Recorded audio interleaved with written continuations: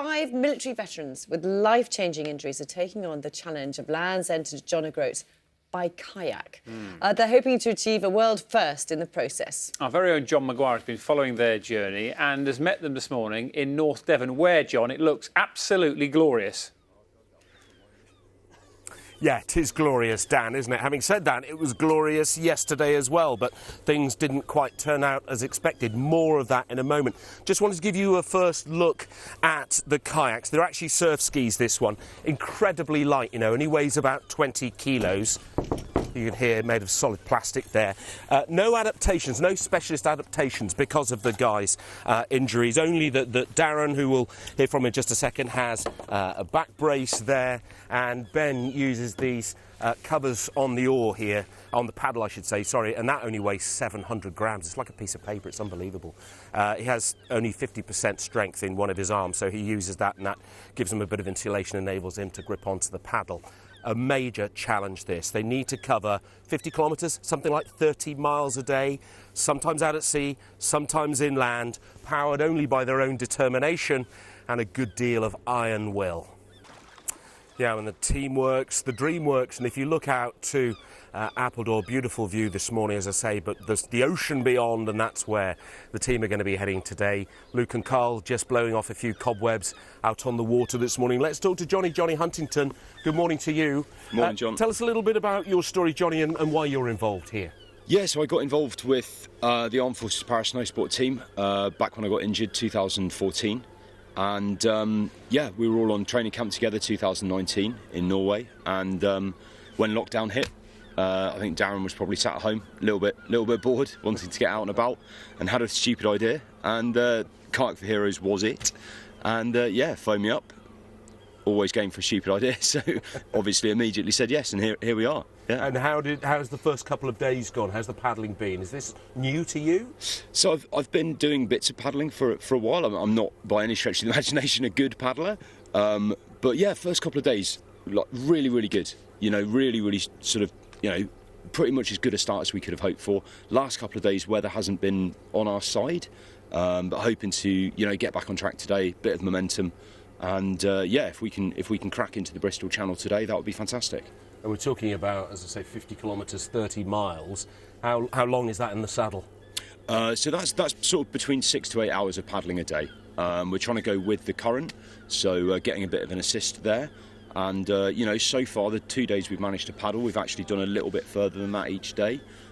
So you know, bit of kilometres in the bank there. So yeah, it's all pretty smooth. And when you get salt water and you get a bit of sand in amongst things, you know, it's sometimes not a very comfortable environment. How's that been? Yeah, I mean, it's just one of those ones where you have to sort of grin and bear it during the day, and then when you get off the water, you know, get some food, get a shower, make sure that all the kit is cleaned off, not too much salt and sand lingering around, hopefully. So nice to have that ability to reset at the you know, the end of each day. And what struck me about being with you guys over the last couple of days is that obviously, as Darren was saying, it's 50% physical, 50% mental. But it's the teamwork, it's the sort of the bonding, the band of brothers that's really going to get you through, isn't it? Yeah, absolutely. You know, just supporting each other through it when someone's having a bit of a low, like a couple of the lads weren't feeling too great on the Monday, bit of seasickness, and just, you know, trying to help them along, trying to buoy everyone along, and just making sure that group sort of morale is kept high the whole time. Because I suppose, so you've got 2 boats, haven't you, 2 in each, and 5 members of the team, so there's always somebody on, this is the rib, this is the support boat, that'll take the sea canoes, the kayaks out into the ocean. You've got that ability to rotate, and everybody's got their own strengths and weaknesses. Yeah, exactly. It just means that we're not, you know, because all of us are carrying different injuries, it just means that we're not absolutely goosing ourselves all of the time. So given that ability to, like you say, do a bit of sort of self-body maintenance when necessary, we've got this sort of stable platform to base off. So we think it's just, you know, the challenge is difficult enough as it is, and having that ability to just make sure that we're all staying healthy and stuff is really important to enable us to complete. Well done, Johnny. All the very best for the rest of the challenge. We're going to keep posted, keep track of you, and you'll be able to keep track of the guys as well across social media platforms. You'll not only be able to find out where they've gone, how many miles they've done, where they're going to next, but also how much money they're raising for a very good cause. But it promises to be a very, very stiff challenge. I think there's a certain El Minchin who wouldn't mind giving it a go, though. Is that right? Do you know what? You know me too well. I was just watching. I mean, it is a beautiful day for it, but you know, I don't really care about the weather either. It looks absolutely immense. Very, very good luck to them. Absolutely brilliant. Should we show you that view once again of Appledore? Because that is glorious, isn't it? The BBC Breakfast drone is out and about today, having a good look around. And I can give you top information. There's a great cafe I've been to just there that has excellent cake, homemade cake, scones. Scones, everything. Beautiful. I did have a cream tea. Oh, just imagine yourself sat there watching all that with a cup of tea or a cup of coffee and a cream tea. Lovely. Isn't that nice? What a way to spend the morning. Should we stay there? Yeah, let's just hold it there. No, we are going to the news of travel and the weather wherever you are. We'll have more from Appledore later.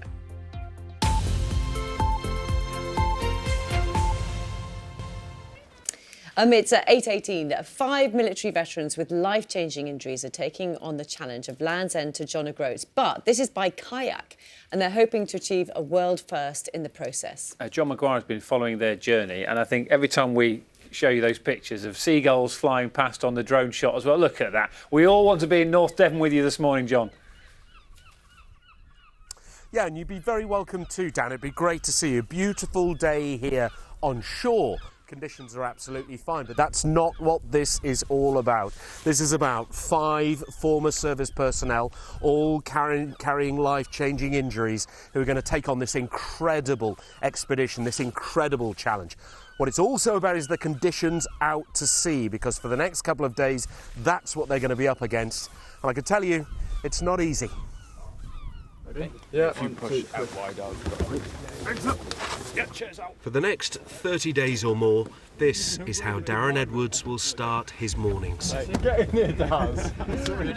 Along with 4 comrades, all ex-servicemen who sustained life-changing injuries, the team is attempting to kayak 1,400 kilometres from Land's End to John O'Groats.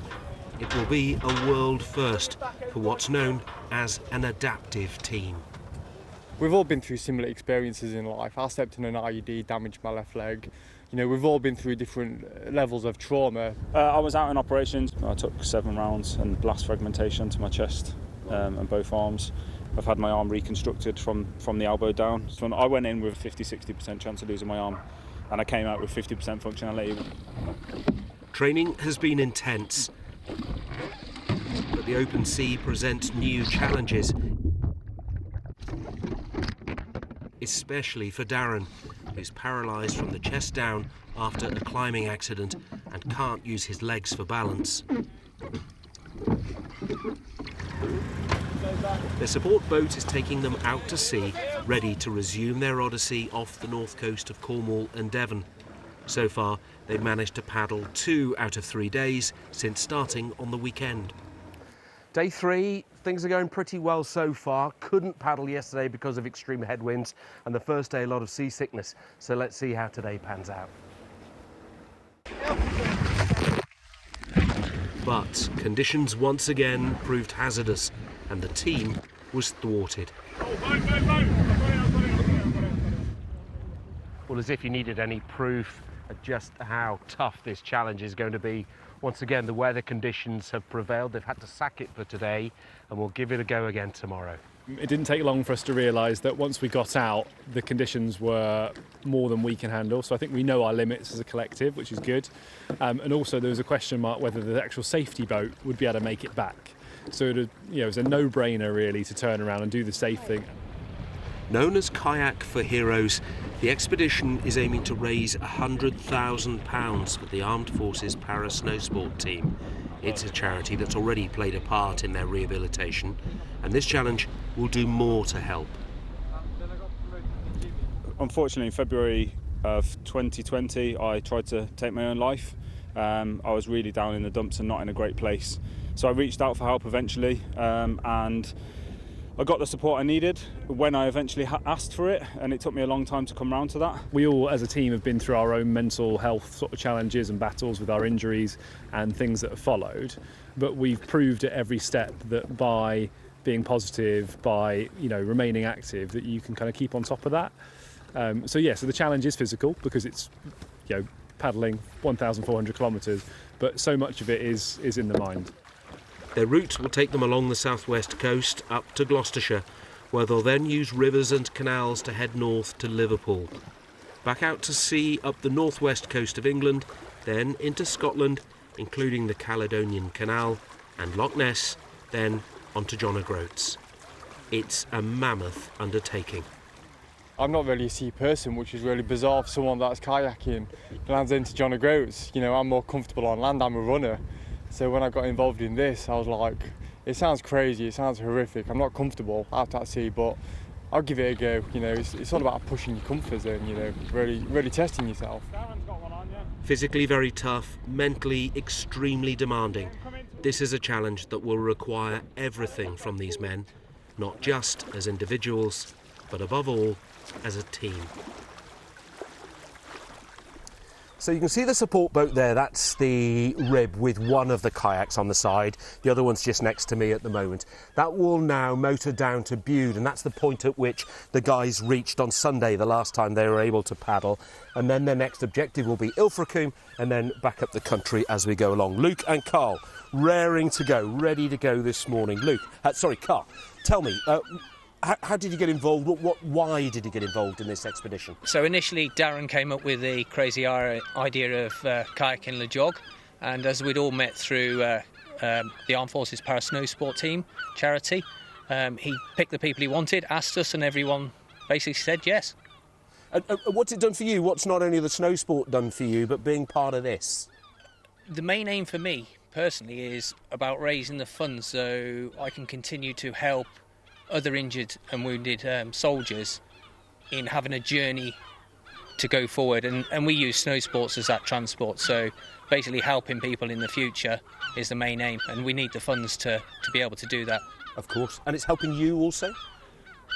Normally I focus my time on supporting others as my way of getting what I want from it, and that seems to work for me personally, so I get a lot of benefit from actually helping others. That helps me. That's part of your... That's my transition or my way to deal with things. Yeah. What's the paddling been like first couple of days? So the first day was a little bit sketchy, and both Luke and myself had a near miss, but we were able to save it, and the following day was good. But unfortunately we've had 2 not so great weather days which were not safe to paddle, and then hopefully now we've got 3 further days that we can make some good progress. And it's as much a physical challenge and an incredible physical challenge as a mental one, I assume. I think the mental side is more of a challenge than the physical, because you're having to focus on the long journey of paddling day after day after day, and it's not just the paddling, it's the whole getting here, getting the rib in, getting set up, getting to where your start point is, and then all the opposite things, the administration after the paddling. So the paddling ends up being 6 to 8 hours. Yeah. But the whole rest of it can take another 3, 4, 5 hours. Right. So they're long days. Yeah, absolutely. So the jokes need to be pretty good. The banter needs to be pretty good. Yeah, we've got good banter on this boat. Good on you. Carl and Luke, we're going to set you off, and as we do, I think, hopefully we're going to get this right. Carl is going to just give us a little bit of a running commentary on how it's working. As I say, extremely light boats these. They're actually serve truck kayaks. But they do hope to complete about 50 Okay, you're going to have to get out. a day. Get out. So it's not a great start, is it? But that's because the rudder underneath is quite... There we are, much better. Okay, you ready, Luke? Okay, and let's off. start paddling. Once they get going on flat water like this, they go Yeah, we're all set well. up. There we are. You can keep track of them across social media platforms. Yeah, I think it should so be, yeah. give you an idea of where they've been, where they're going Hopefully to the next if you want to catch conditions up with them. And that'll also give you an idea of their fundraising as well. But yeah, I'm not quite sure how far they've Yeah, gone it'd be so great far. if we can Probably get everyone around about 100 donating. It'd be great if So they could go only onto the small website and follow us at 1,300 kilometres to go. kayakforheroes.co.uk, or even donate. You can hear them as they chat, going off into the distance. John as well. Oh, what a beautiful sight. Very good luck to them. Thank you very much indeed. It's been wonderful to be out and about with them this morning. There's a slight issue setting off there, but once they sorted Do you know that that out, feeling? it's just beautiful. say, you know, anyway. You get in and then you've got to get out again. Okay, Louise, look at that. Just think, once you're finished on this sofa, you can go and do that on a morning somewhere. Don't remind me. Oh, what a wonderful day. Thank you so much. And best of luck, as I said. Good. Wonderful. That's lovely, isn't it? We had to do that earlier because of the tides, which is... Yeah, obviously well, I'm glad they've affects what set they're off. up And to. as John says, you can follow that, and I'm sure we'll be dipping into them over the next course of the next few days as well.